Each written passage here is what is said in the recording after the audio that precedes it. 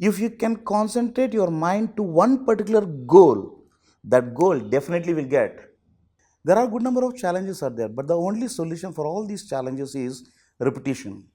One has to prepare, one has to practice, one has to write it on the paper. In order to perform, the only thing is writing the mock exams. More the mock exams you write, more the retention capacity you'll be having. Whenever it becomes a habit in your lifetime, no doubt you will be a successful person.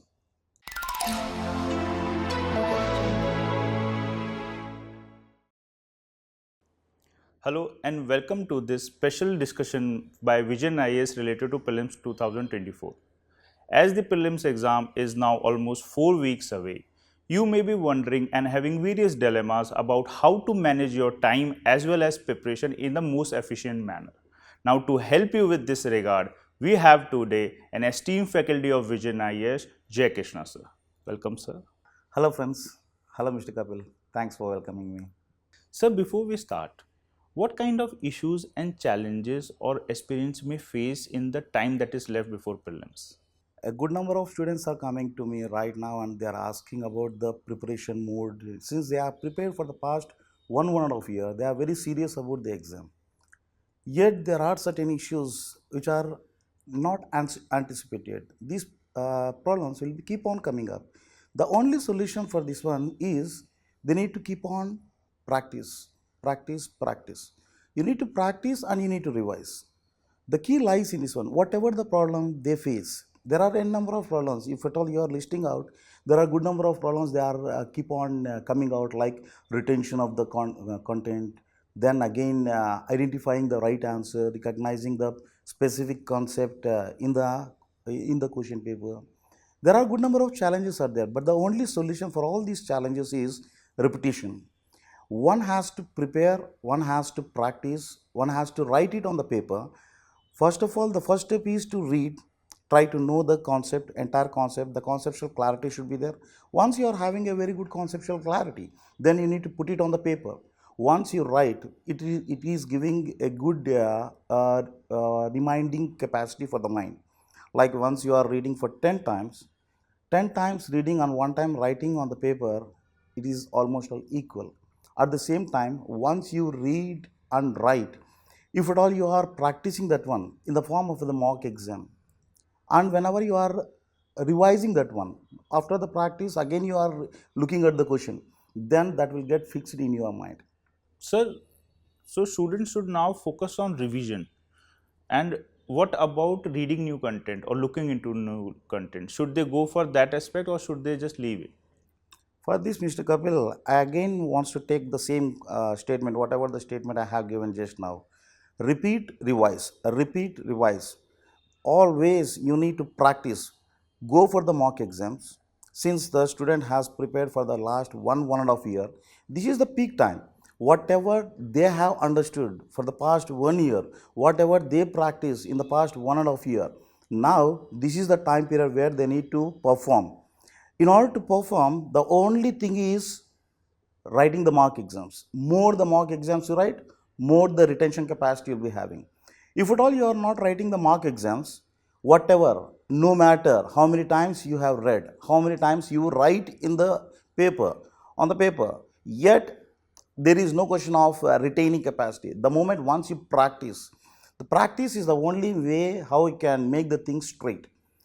Whenever you are keep on practicing, after writing the exam, if you go back to whatever you have written, whether the question is whatever the answer you have written is right or wrong, yet if at all you are looking at that one, then it makes the things stabilize in the mind. Once it gets stabilized in the mind is very powerful. Even though you are not reading again that one, after practicing, if at all you are directly seeing the paper, you are seeing the same question in the paper, question paper in the UPSC, the mind can retrieve that one. So the key lies in the practicing, practice and revision. Sir, one area where students also get confused now is how to approach current affairs. So some may have already read a lot of current affairs. Some may be referring to current affair magazine. So what should be the approach for current affairs provided that 24 to 25 days are left now?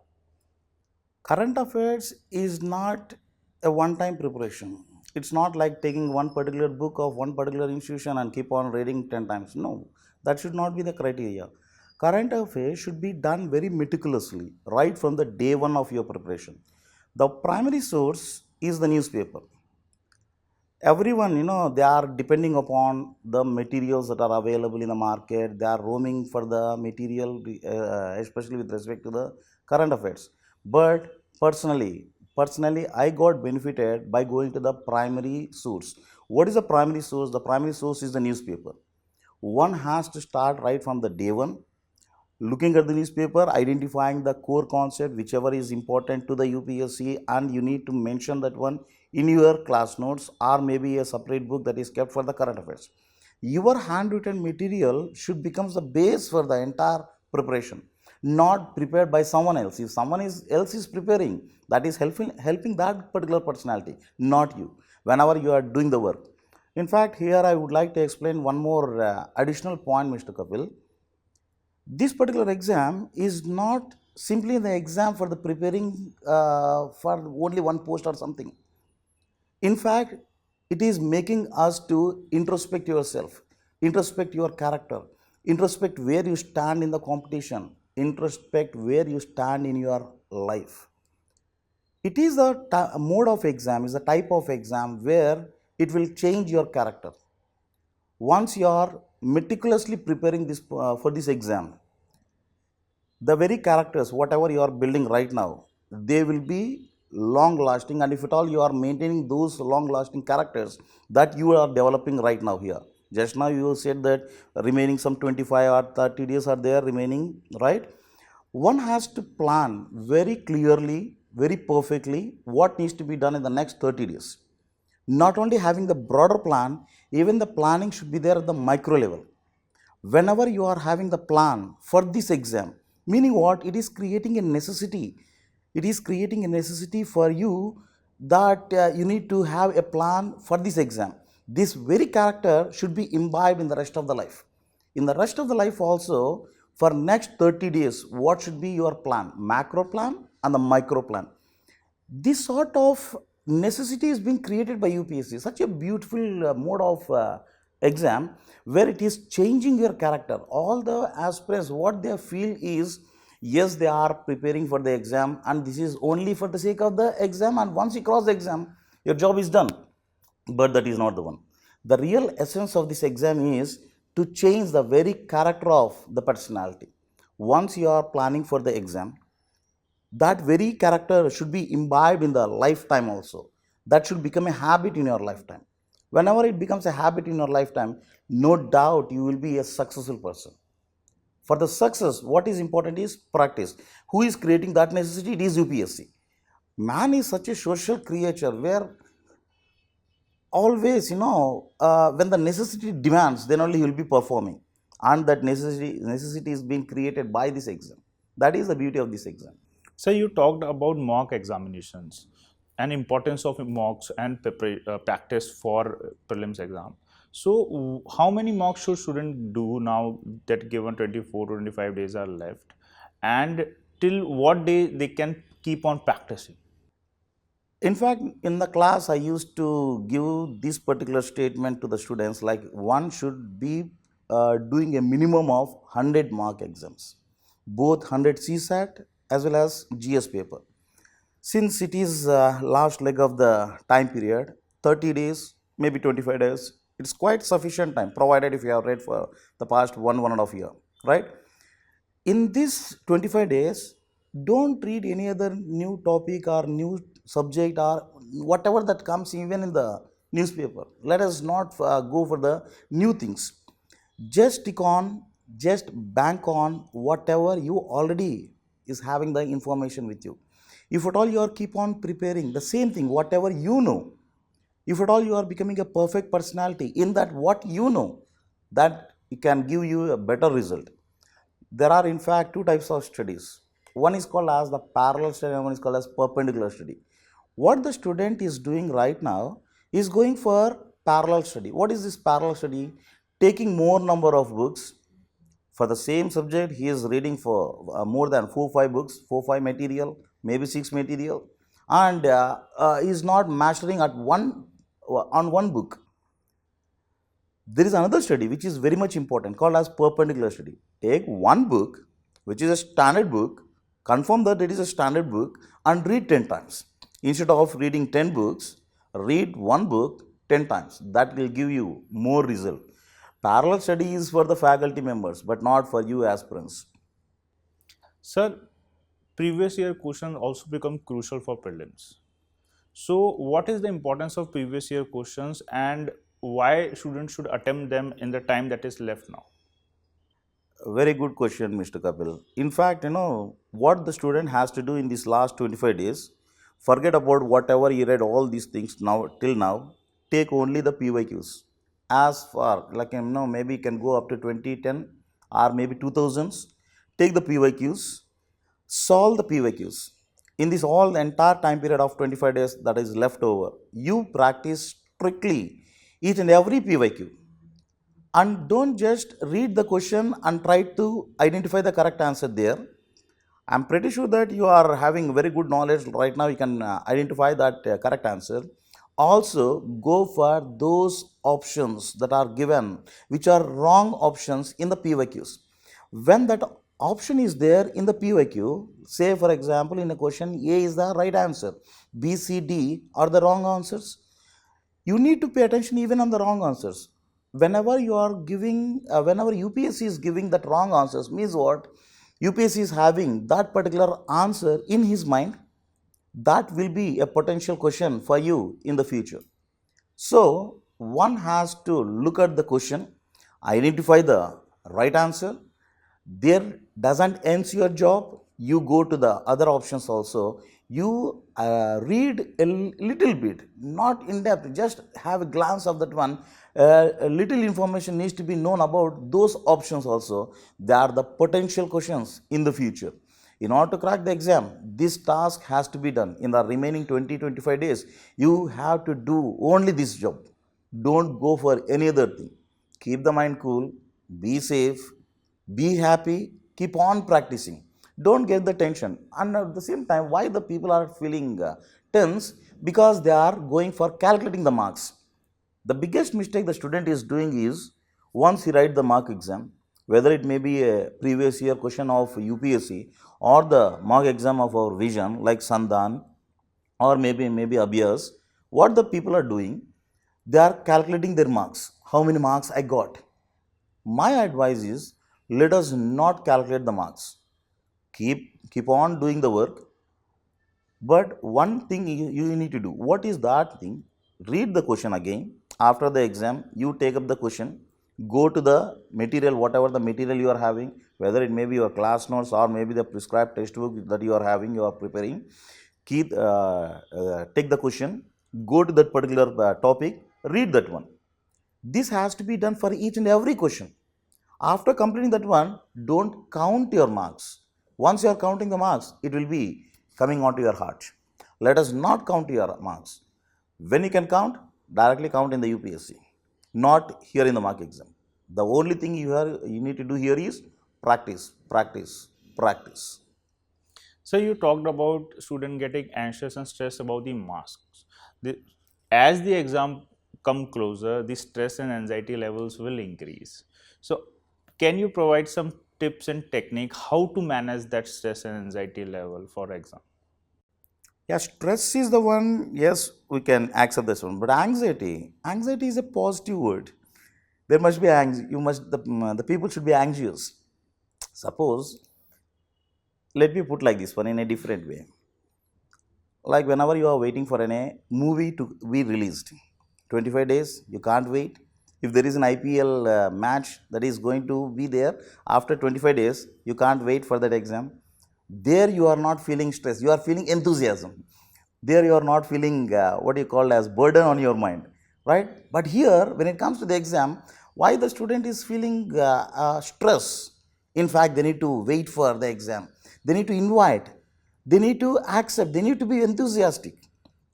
And so, for me, anxiety is a positive word. Just like enthusiasm, you have to be anxious. You need to wait. You need to wait, welcome the exam.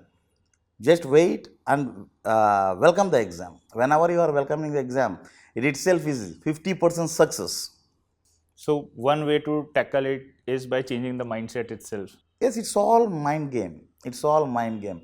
Once you tune your mind to such a circumstances, to such a situation, then very adverse condition becomes a favorable condition for us. So sir, now coming to the subject of geography. What are the areas that students should now focus upon for geography so that they can improve their score in prelims? In geography, you need to focus on the core areas. Like, this is what I said about the PYQs. Whenever you are practicing the PYQs, then the candidate will automatically comes to know which are the core areas. What I mean, the core areas are the important questions that are frequently asked in the UPSC. There are good number of questions where the potential questions can be asked this year with respect to current related geography. One is regarding the El Nino La Nina, where the triple dip completed recently. That is one area. What happened after the triple dip? This is the question that can be asked. Then the other one is regarding the cyclones of India as well as the cyclones of the world.